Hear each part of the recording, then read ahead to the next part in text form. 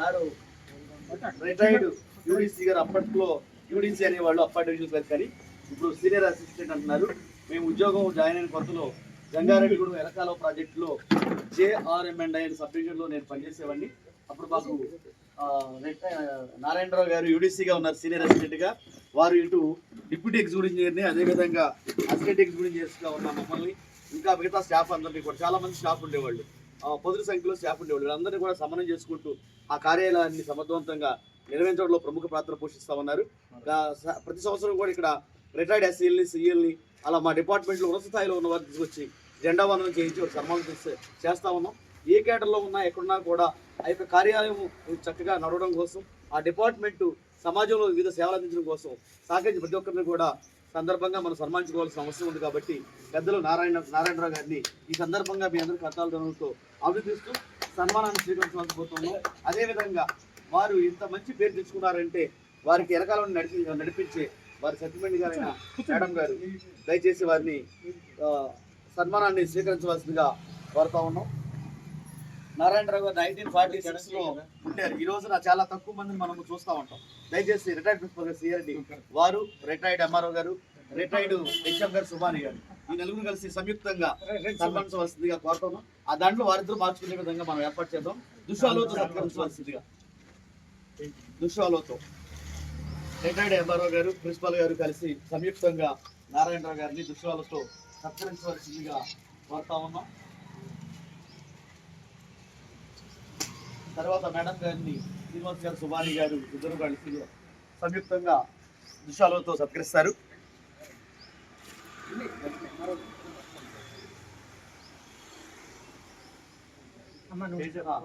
మీరు కూడా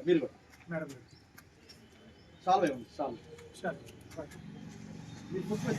శ్రావణి గారు పుస్తకం మీ ఇద్దరు కలిసి ముడి పైన ముడేస్తే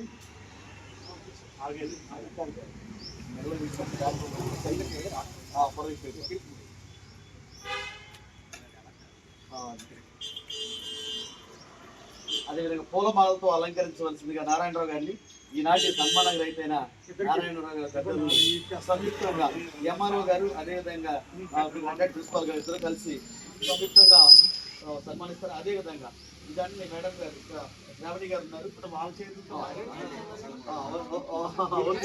ఓకే, ఇది మంచిది. వాళ్ళ సత్యపూర్తి కార్యక్రమం నన్ను పిలిచారు, నేను వెళ్ళలేకపోయాను. అయితే ఈ రోజున మన సమక్షంలో వాళ్ళ సత్యపూర్తి కార్యక్రమం లాగా ఉంటుంది. దయచేసి శ్రీ సత్యమణి గారికి మీరు మా అందరి సమక్షంలో రంగుతో మార్చుకోవాల్సిన ఇద్దరు కోరుతా ఉన్నాం. అదేవిధంగా భారత రాజ్యాంగాన్ని బహుకరించవలసిందిగా శ్రావణి గారిని,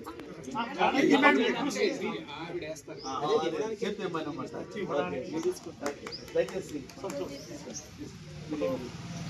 భారత రాజ్యాంగాన్ని బహుకరించవలసిందిగా శ్రావణి గారిని, ప్రముఖ నాయకురాలు శ్రావణి గారిని కోరుతా ఉన్నాం.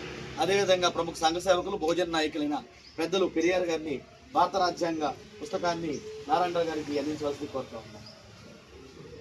ఈ సందర్భం ఒక నిమిషం పాటు రిటైర్డ్ ప్రిన్సిపల్ గారు పెద్దలు మాట్లాడితే కార్యక్రమం ముగించుకోవచ్చు. అందరికీ 76వ గణతంత్ర దినోత్సవ శుభాకాంక్షలు.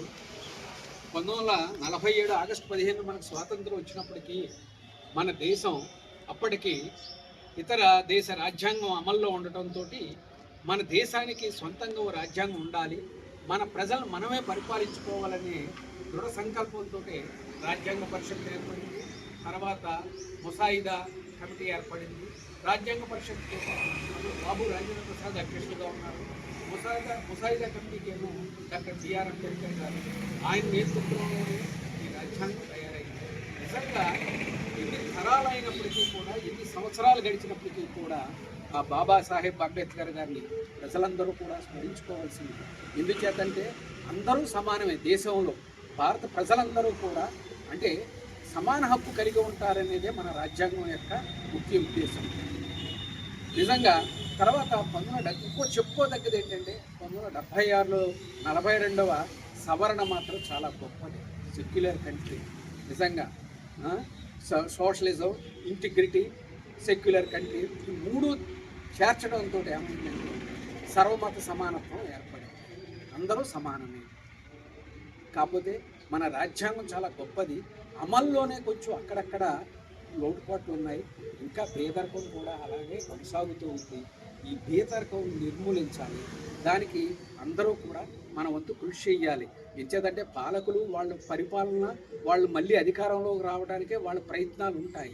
మన వంతు బాధ్యతగా మనం కూడా కొంత కృషికి అలవాటు పడాలి సమాజ అభివృద్ధికి అన్నమాట.